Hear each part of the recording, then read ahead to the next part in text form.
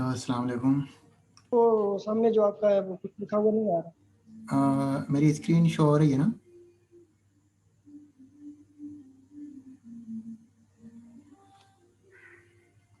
अच्छा, चलो शुरू कर लेते हैं। स्क्रीन तो शेयरिंग सही है मतलब आप। सही। तो लास्ट ट्यूटोरियल में मैंने कुछ डुअलिटी के एक दो एग्जांपल्स किए थे। तो मैंने एक तो इजी वाला किया था, दूसरा भी इजी था, इतना वो नहीं था। आज फिर से डुअलिटी पे कुछ प्रैक्टिस करेंगे, कुछ प्रॉब्लम्स करेंगे। उसके बाद फिर एक दूसरा टॉपिक थोड़ा मैं बताता जाऊँ आप लोगों को।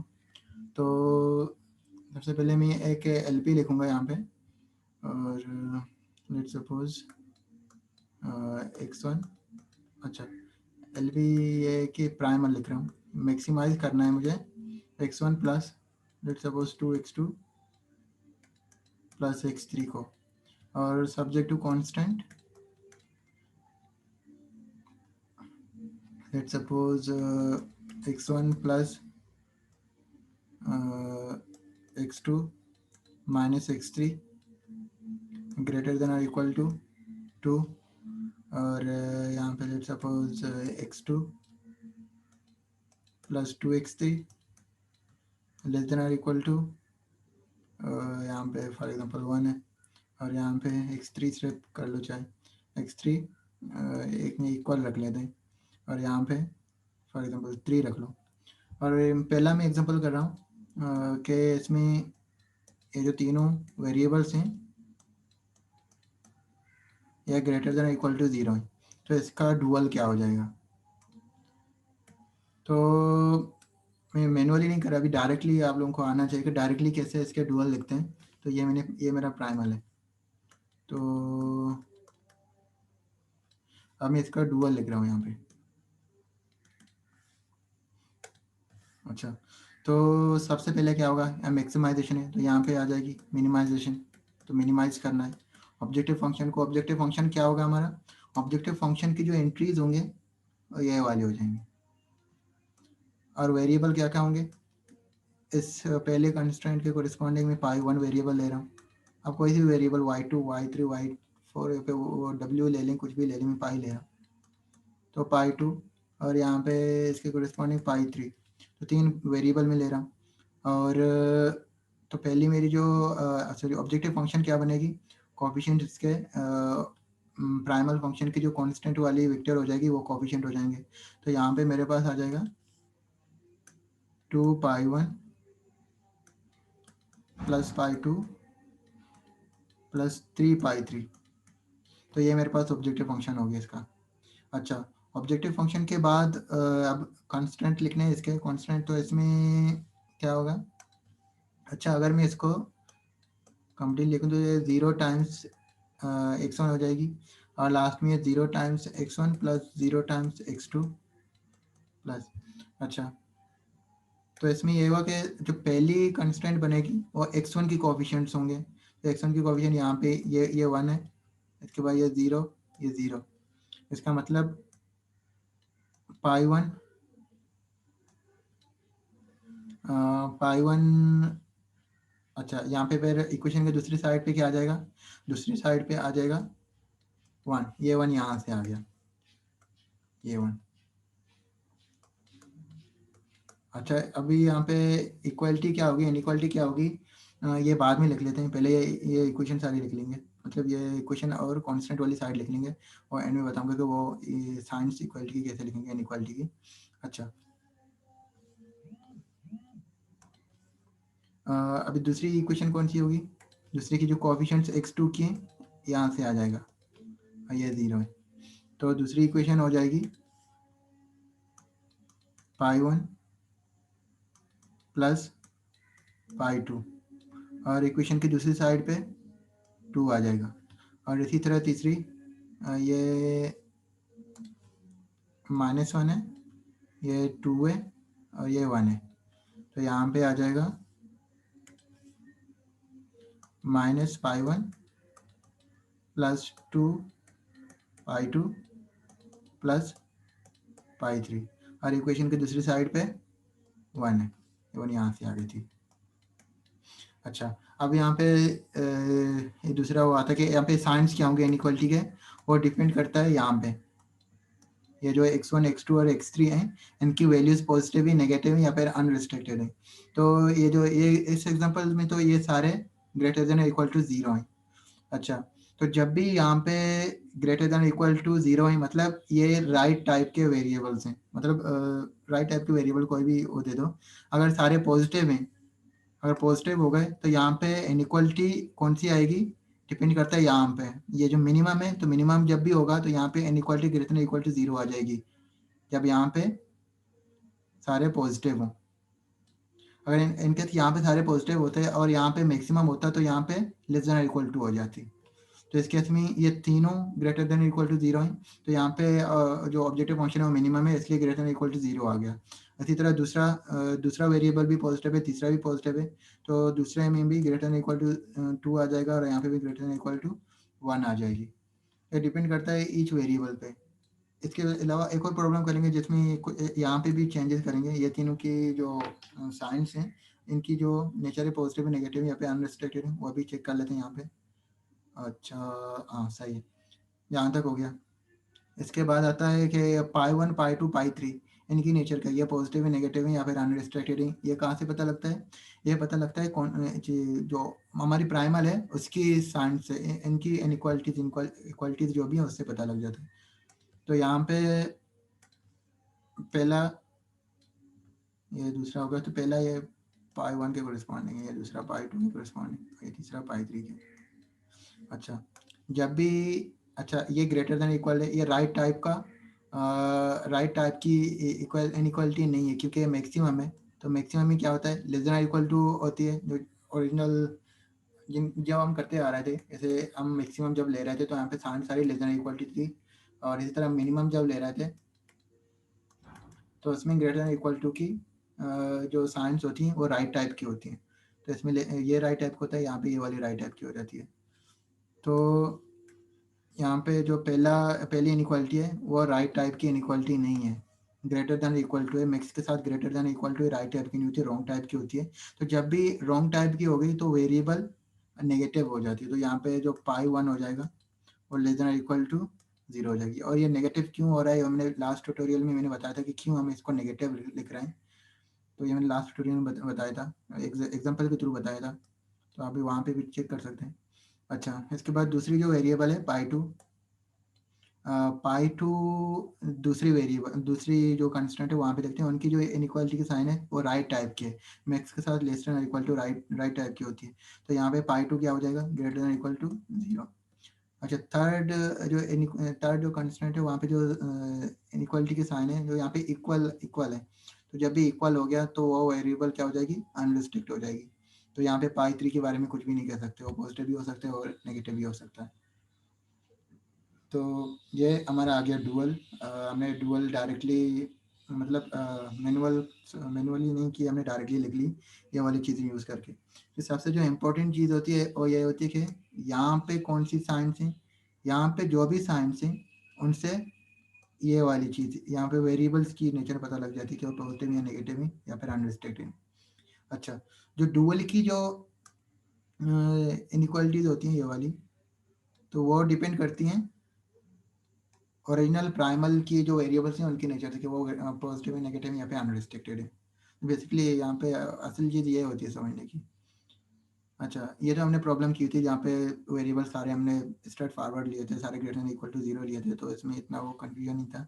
अभी इसकी एक और प्रॉब्लम करेंगे जिसमें थोड़ा वो चेंजेस कर लेंगे।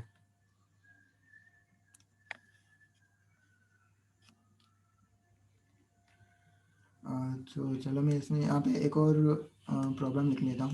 लेट्स सपोज यहाँ पे अब मैं चेंज कर लेता हूँ, मिनिमम कर लेता हूँ। ऑब्जेक्टिव फंक्शन फॉर एग्जांपल यहाँ पे लो x1 minus x2 plus x3, कुछ मैं जनरल एक वो ले रहा हूँ, और सब्जेक्टिव कंस्टेंट मेरे पास लेट सपोज में 2x1 plus x3 plus x2 minus x3 for example, और यहाँ पे less than equal to for example यहाँ पे मैंने ले लिया -2। और नेक्स्ट में x1 minus x2 minus x3 equals to for example 5 है, और जो थर्ड कंस्ट्रेंट में ले रहा हूँ, अच्छा यहाँ पे 2 भी आप ले सकते हैं, तो इसमें मेरे ख्याल में इशू नहीं होनी चाहिए। चलो इसमें 2 ही ले लेते हैं। तो यहाँ पे x1 less than equal to 2, x2 जो है ग्रेटर देन और इक्वल टू, सॉरी 2 नहीं है 0, सॉरी ये 0 है और ये भी 0, और यहाँ पे x3 है वो अनरिस्ट्रिक्टेड कर दिया। तो जो इसका डुअल निकालेंगे तो वो क्या आ जाएगा, वो चेक कर लेते हैं।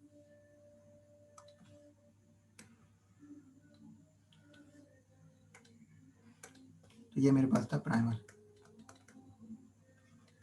तो इसका डुअल निकालना है। अच्छा, सबसे पहले ऑब्जेक्टिव फंक्शन वो क्या हो जाएगी, यह डिपेंड करता है ये कांस्टेंट वाली साइड, अच्छा सॉरी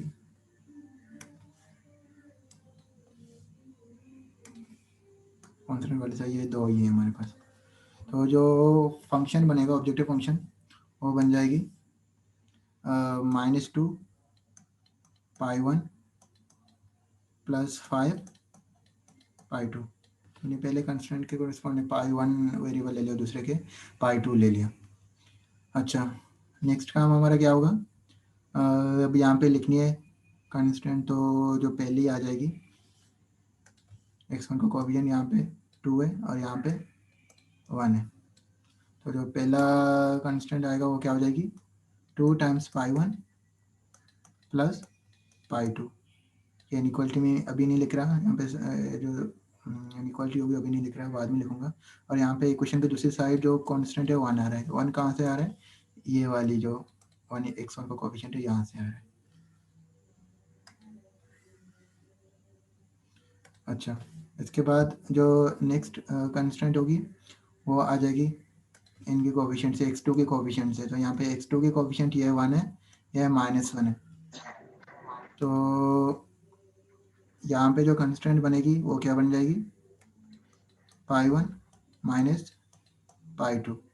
और इक्वेशन के सॉरी यहाँ पे ऑब्जेक्टिव फंक्शन में x2 का जो कोएफिशिएंट है वो -1 है, तो यहाँ पे आ जाएगा -1।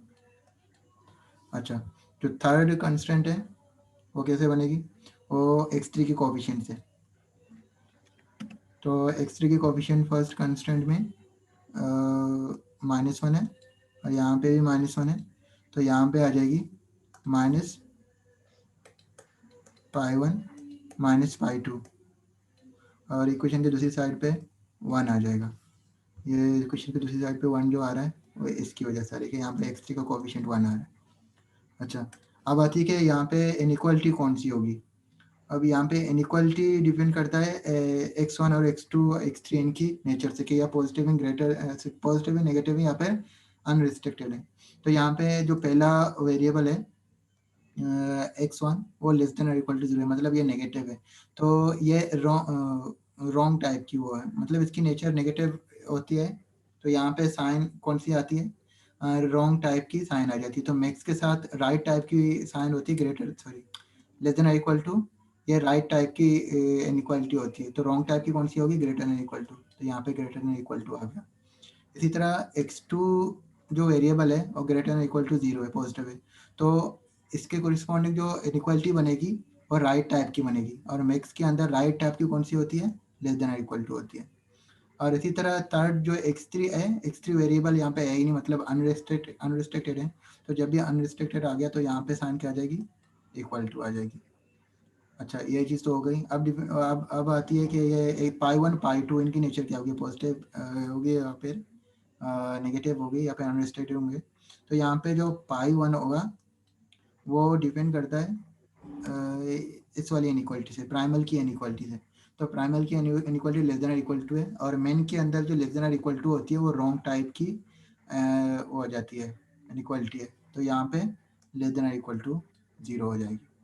और इसी तरह जो π2 है तो डिपेंड करता है दूसरी इनइक्वालिटी, तो यहाँ पे इक्वल आ रहा है तो वो अनरिस्ट्रिक्टेड होगा।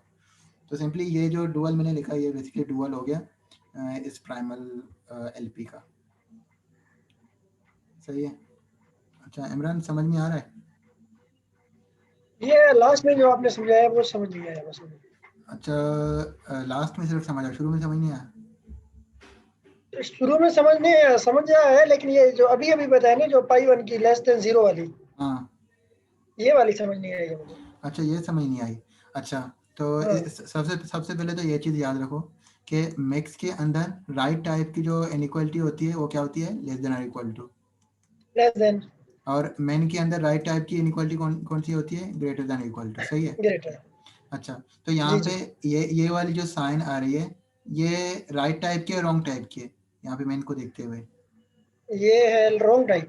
रॉन्ग टाइप की। जब भी रॉन्ग टाइप की हो जाएगी तो वो वेरिएबल नेगेटिव हो जाएगी। ये क्यों होगी? अच्छा, ये मैंने लास्ट ट्यूटोरियल में मैंने एक एग्जांपल के थ्रू प्रूव किया था कि जब भी रॉन्ग टाइप की इनइक्वालिटी होगी तो ये जो वेरिएबल है वो नेगेटिव आ जाएगा। वहाँ पे वेरीफाई भी हमने की थी लास्ट ट्यूटोरियल अगर में। यहाँ पे राइट टाइप की होती तो फिर? राइट टाइप की होती तो यहाँ पे ग्रेटर देन इक्वल टू 0 होता तो पॉजिटिव हो जाती, पाई 1। सही सही। और क्योंकि यहाँ पे इक्वल साइन आ रही है, जब भी इक्वल की साइन आएगी तो वेरिएबल अनरिस्ट्रिक्टेड होगा। ये भी हमने एग्जांपल के थ्रू देख लिया था। तो यहाँ पे मैंने पाई 2 लिखा ही नहीं, तो पाई 2 लिखा ही नहीं पाई मतलब 1 पाई के 2। लिए हम पहला कंस्टेंट देखेंगे। हाँ, पाई 1 के लिए पहले कंस्टेंट से कोरिस्पॉन्डिंग मैंने पाई 1 वेरिएबल ले लिया था, दूसरे के लिए पाई 2 ले लिया था। सही जी, ठीक, और समझ यहाँ पे गया। पाई 2 मैंने लिखा ही नहीं है। पाई 2 मतलब अनरिस्ट्रिक्टेड है, वो पॉजिटिव भी हो सकता है, नेगेटिव भी हो सकता है, उस पर कोई कंडीशन नहीं है। लेकिन पाई 1 लाजमी है कि वो लेस देन इक्वल टू 0 होनी चाहिए, ठीक इक्वल पे आ जाएगा। सही है। ठीक, अच्छा, इसकी एक और एग्जांपल कर लें। सही। एक और कर लेते हैं। आज तो इतना कुछ ज़्यादा पढ़ाने को है भी नहीं, तो यही डिस्कस करनी है। और एक वीक डुअलिटी थोड़ी डिस्कस करनी है, तो इसको थोड़ा ज़्यादा प्रैक्टिस कर लेते हैं। अच्छा, यहाँ पे मैंने मैक्स ले लिया, एक और ऑब्जेक्टिव फंक्शन लेना। तो for example x1 plus 3x2 plus 4x3 और सब्जेक्ट टू यहाँ पे मैं ले रहा हूँ 2x1 minus x3 for example. और ये मैं ले रहा हूँ less than equal to, for example कोई भी ले लो, 5 ले रहा हूँ। और 3x1 plus 4x2 minus x3, यहाँ पे फॉर एग्जांपल मैं इक्वल टू कुछ भी कर लो 3 ले रहा हूँ। और यहाँ पे लास्ट में मैं ले रहा हूँ x2 प्लस x3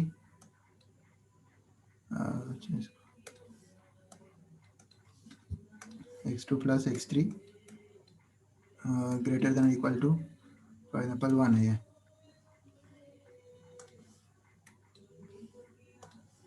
अच्छा, और यहाँ पे वेरिएबल्स जो मैं ले रहा हूँ ये थोड़ी चेंजेस यहाँ पे कर लेते हैं।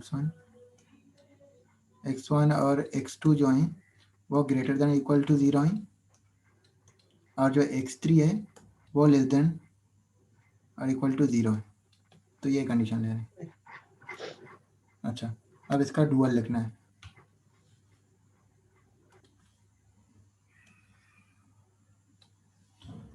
अच्छा अच्छा, ये हमारे पास हो गया प्राइमल। यहाँ पे इसका डुअल लिखना है। सबसे पहले तो ऑब्जेक्टिव फंक्शन कैसे लिखते हैं, वहाँ पे मैक्सिमम था तो यहाँ पे क्या हो जाएगी, मिनिमम हो मिनिमम। जाएगी। सही है, यहाँ तक हो गया। इसके बाद ऑब्जेक्टिव फंक्शन, अच्छा यहाँ जो पहला कंस्ट्रेंट है तो इससे इसके कोरिस्पॉन्डिंग में वेरिएबल यहाँ पे पाई 1 ले रहा हूँ, दूसरे के पाई 2 ले रहा हूँ।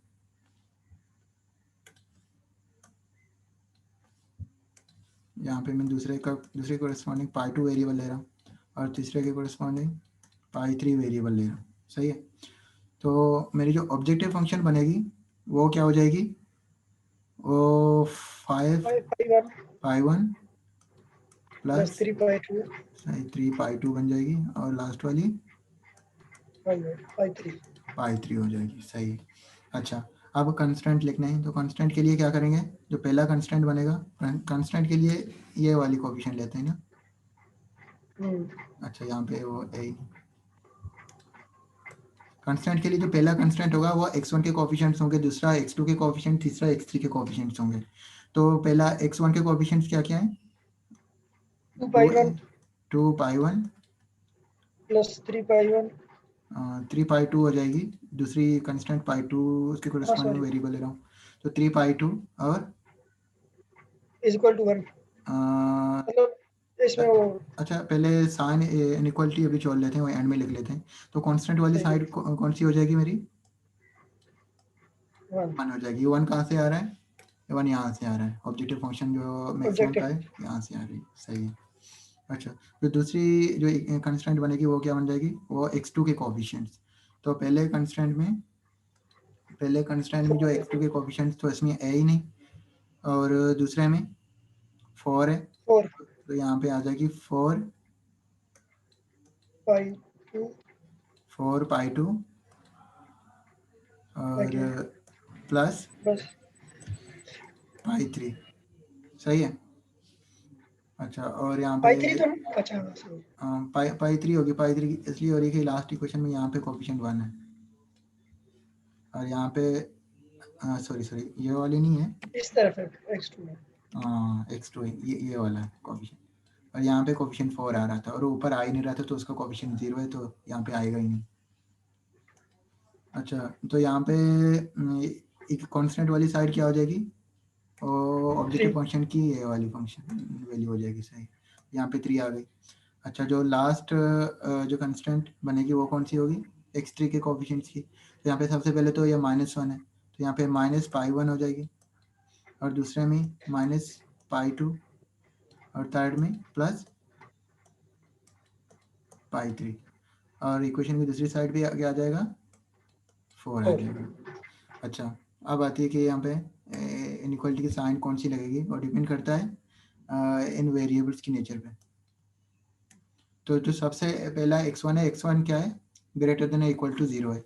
तो ग्रेटर देन इक्वल टू 0 है, मतलब यहाँ पे जो पहली कंस्टेंट पे जो इनइक्वालिटी आएगी वो राइट टाइप की हो जाएगी।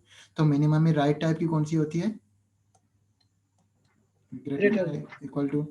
अच्छा, और x2 भी ग्रेटर देन इक्वल टू 0 है, तो x2 पे भी दूसरी जो कंस्टेंट है वहाँ पे भी राइट टाइप की वेरिएबल होगी, तो ये भी ग्रेटर देन इक्वल टू 3 हो जाएगी।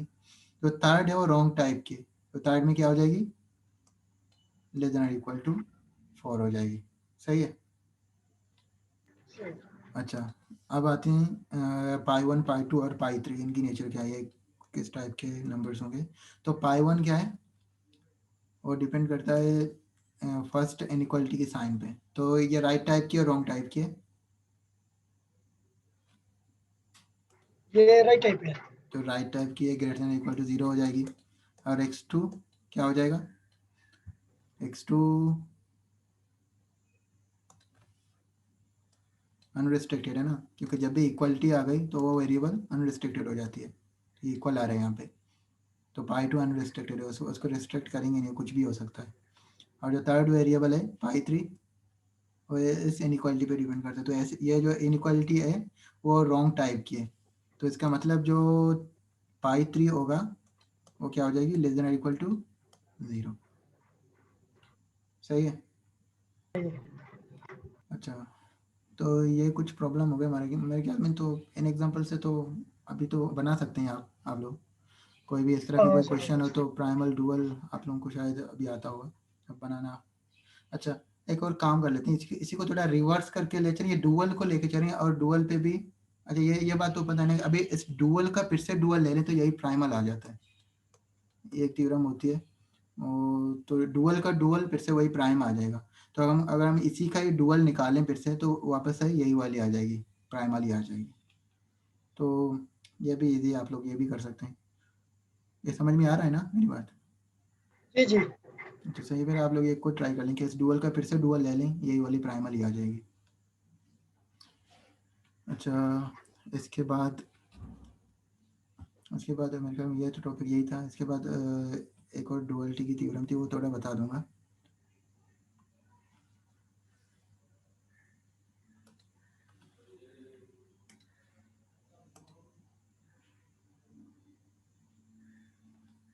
अच्छा, ये वाली स्क्रीन शो हो रही है?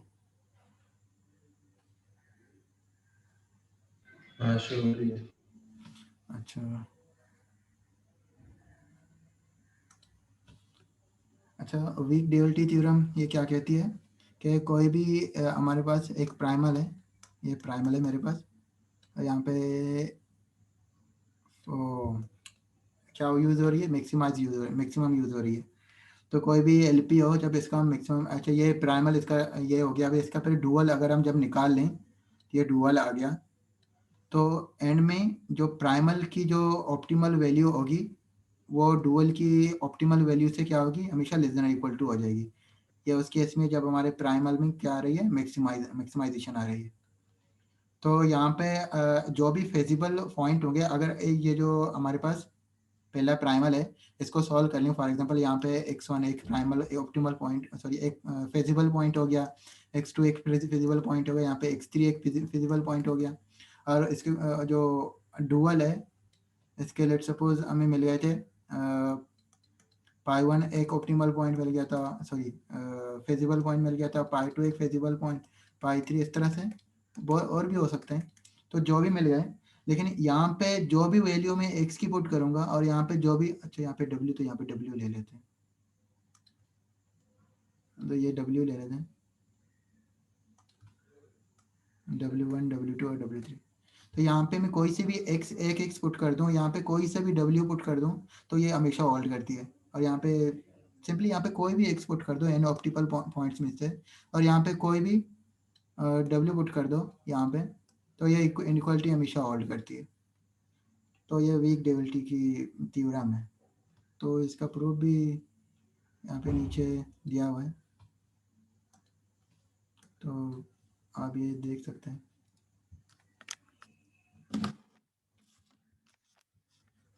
तो इसका प्रूफ भी दिया हुआ है, ये आप लोग देख लें, किसी को समझ नहीं आया तो फिर बता दूंगा, इजी है, समझ में आ जाएगा उसे। ये कुछ क्रोलरीज हैं तो ये भी आप लोग पढ़ लें, असाइनमेंट का क्वेश्चन भी है तो इन्हीं को पढ़ के समझ में आ जाएगा को कैसे करना है, अभी आप लोग देख लें।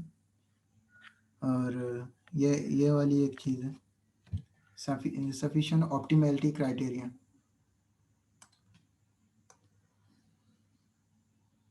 सफिशिएंट ऑप्टिमैलिटी क्राइटेरियन ये क्या होती है कि हमारे पास, अच्छा हमारे पास एक प्राइमल होती है जो मतलब एक ओरिजिनल एलपी है और प्राइमल है। तो इस प्राइमल की भी एक ऑप्टिमल, अगर वो मतलब फेजिबल है तो इसकी भी कोई एक ऑप्टिमल पॉइंट होगी।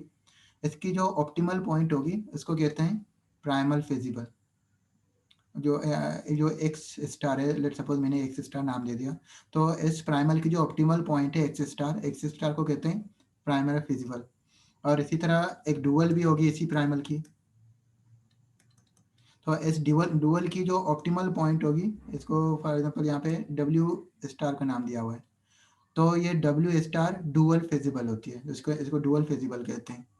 अच्छा, जब भी ये वाली कंडीशन होल्ड करती है कि प्राइमल में मैं एक्स स्टार पुट कर दूं ऑब्जेक्टिव फंक्शन में और डुअल में डब्ल्यू स्टार ऑब्जेक्टिव फंक्शन में पुट कर दूं, जब भी ये इक्वलिटी की कंडीशन आ गई तो ये सफिशिएंट ऑप्टिमैलिटी की कंडीशन क्राइटेरिया होती है कि ये इक्वल होती हैं। जब भी ये दोनों प्राइमल आ रहे हैं तो ये वैल्यूज होल्ड करती हैं। तो मतलब अच्छा मैंने उल्टा कह दिया, जब ये इक्वल आ रही है तो ये प्राइमल और डुअल फिजिबल होंगे। तो यहाँ पे एक एग्जांपल भी की हुई है यहाँ पे, तो मैं इसी एग्जांपल पे आ जाता हूँ।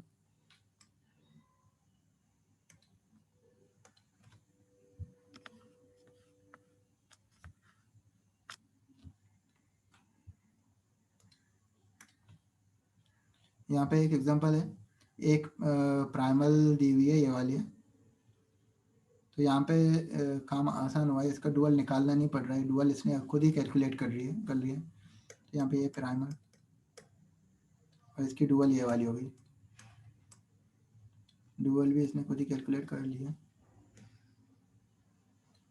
अच्छा, तो इस प्राइमल की ये यहाँ पे ये बता रहा है कि ये पूछना चाह रहे हैं कि ये जो वैल्यू इसने एक कैलकुलेट की हुई है, क्या ये प्राइमल फिजिबल है या नहीं। और यहाँ पे ये जो वैल्यू दूसरी इसने कैलकुलेट की हुई है, क्या है डुअल फिजिबल है या नहीं। अच्छा, ये कब होंगे, ये तभी होंगे सबसे पहले तो ये जो कंस्टेंट है इनको सेटिस्फाई करना चाहिए। और जो डुअल की जो यहाँ पे प्राइमल डुअल फिजिबल दी हुई है वो एन कंस्टेंट को सेटिस्फाई करना चाहिए। ये चीज़ हो गई। उसके बाद क्या होना चाहिए कि इस वाली ऑब्जेक्टिव फंक्शन में जब प्राइमल फिजिबल पुट करूंगा और इस वाली ऑब्जेक्टिव फंक्शन में जब डुअल फिजिबल पुट करूंगा तो दोनों की इक्वल क्या आनी चाहिए, सेम आनी चाहिए। तो यहाँ पे इसने यही की हुई है। कि सबसे पहले तो कंस्ट्रेंट में इसने पुट कर दी। अच्छा, यहाँ पे इसने पुट नहीं की हुई, नीचे पुट कर रहा है।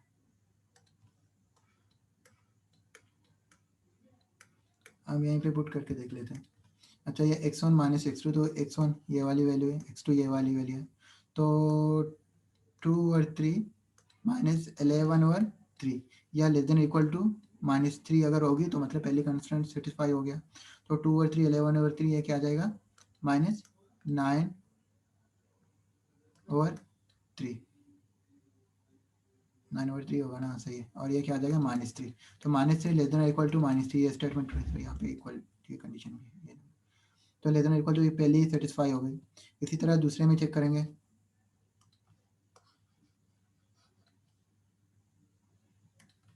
तो दूसरे में जब पुट करेंगे -2 टाइम्स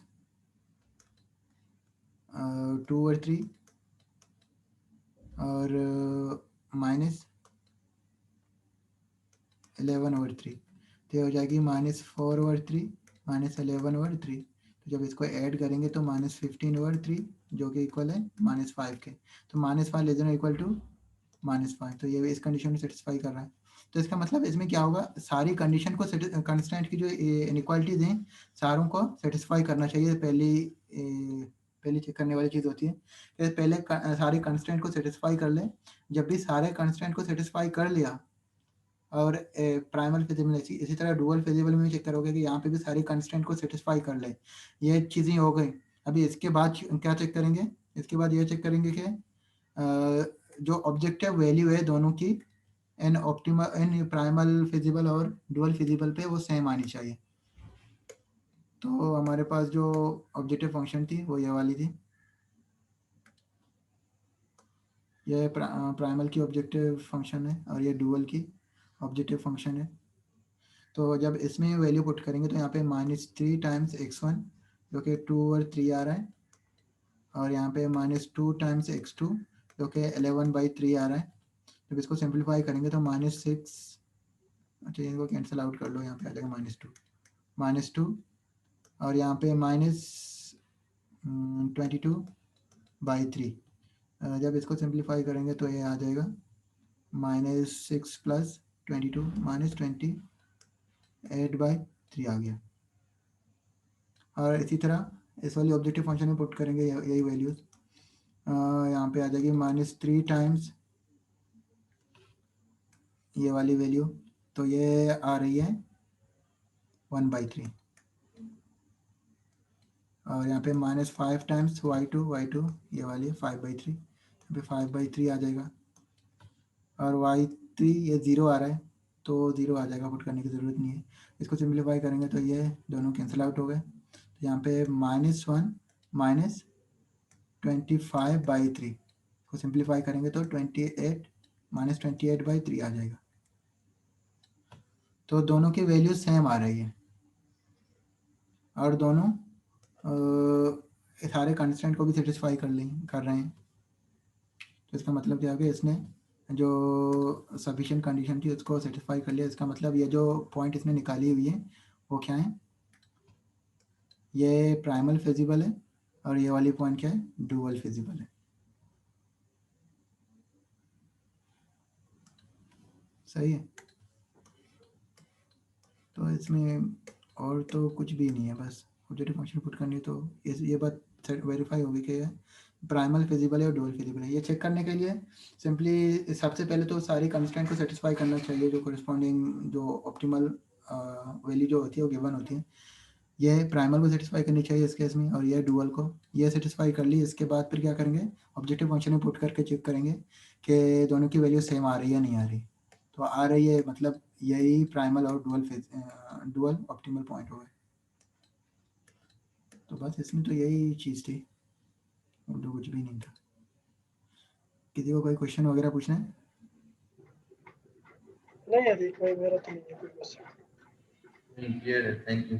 अच्छा, तो बस यहीं पे ख़त्म कर लेते हैं और यहीं तक ही। थैंक यू अतिक भाई। जो नेक्स्ट टॉपिक है वो सर ने अभी तक मेरे ख्याल में स्टार्ट तो कर लिया, लेकिन सर ने अभी तक कंप्लीट नहीं किया।